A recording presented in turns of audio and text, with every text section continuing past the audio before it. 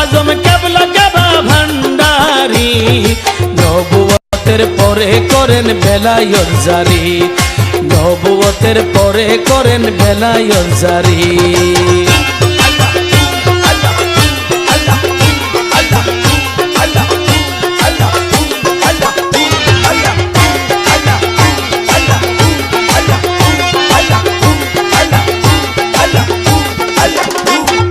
চোদ্দশত বছর